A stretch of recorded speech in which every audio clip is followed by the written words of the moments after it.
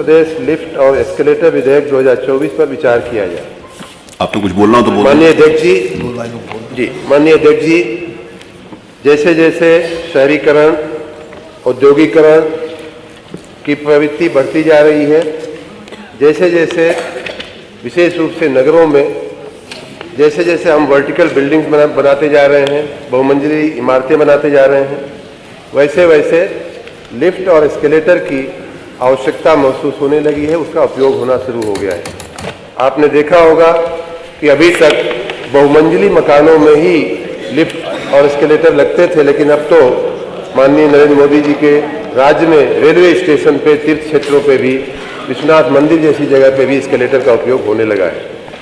जहां लोग भारी संख्या में जिन चीज़ों का उपयोग करते हैं, वृद्ध हो, बच्चा हो, नौजवान हो, महिला हो, सभी लोग लिफ्ट और एस्केलेटर का उपयोग करते हैं। विशेष रूप से जो अशक्त लोग हैं वो पहली मंजिल पर जाने के लिए भी उसका उपयोग करते हैं। लेकिन अभी तक अपने राज्य में लिफ्ट और एस्केलेटर को रेगुलेट करने के लिए या उसका कम से कम रजिस्ट्रेशन करने के लिए कोई अधिनियम नहीं था। कुछ राज्य जैसे महाराष्ट्र है, गुजरात है, कर्नाटक है, तमिलनाडु, केरल, पश्चिम बंगाल, हरियाणा, दिल्ली, हिमाचल प्रदेश में लिफ्ट के लिए उनका अपना अधिनियम है, एक्ट है, लेकिन उत्तर प्रदेश में यह व्यवस्था नहीं थी। कुछ दिनों पहले ये बात विशेष रूप से ध्यान में आई जब नोएडा में एक हादसा हुआ था, और मैं धन्यवाद करना चाहूँगा आप इस सदन के माननीय सदस्य माननीय देवेंद्र सिंह जी का, माननीय पंकज सिंह जी का, जिन्होंने हम सब का ध्यान उस तरफ आकर्षित किया था। पिछले सत्र में मैंने कहा भी था कि मैं इसके लिए अधिनियम लेकर के आऊँगा।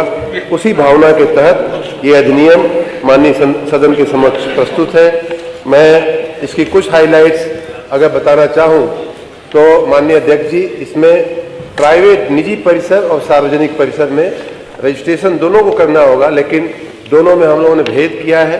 निजी परिसर जो है कोई व्यक्ति अपने घर में लगाता है, कोई एक मंजिल से दूसरी मंजिल पर जाने के लिए उपयोग करता है, तो उसके लिए रजिस्ट्रेशन तो हम करेंगे, लेकिन जो शर्तें हैं, बहुत सारी शर्तें उन पर लागू नहीं पड़ेंगी। लेकिन जहाँ सार्वजनिक रूप से जिन लिफ्ट का, एस्केलेटर का उपयोग होता है, वहाँ थोड़े हमने गाइडलाइंस, प्रतिबंध हमने बताया। और प्रतिबंध हमने नहीं किया है, कुछ भी नहीं किया है, लेकिन उनको रजिस्टर करना आवश्यक कहा है। उनके कुछ मेंटेनेंस की जो बातें होती हैं, उस पर हमने गाइडलाइंस इस एक्ट के तहत देने की कोशिश की है। अगर कोई हादसा हो जाता है तो तुरंत सूचित करने की बाध्यता उनको हमने किया है।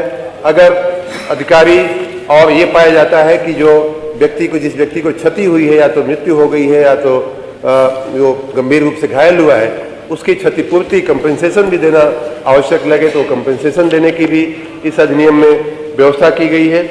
एक ही अपवाद को छोड़कर कि जो कारखाना अधिनियम एक माननीय अध्यक्ष जी अलग से है 1948 का, जिसमें इंडस्ट्रियल हाउसेज में, इंडस्ट्रियल प्रीमाइसेज में या उसके व्याख्या में आने वाली सभी ऐसी जगहों पे उस एक्ट के तहत लिफ्ट का रेगुलेशन होता है। उसके सिवाय तमाम लिफ्ट जो अपने राज्य में लगेंगी उन पर यह अधिनियम लागू पड़ेगा।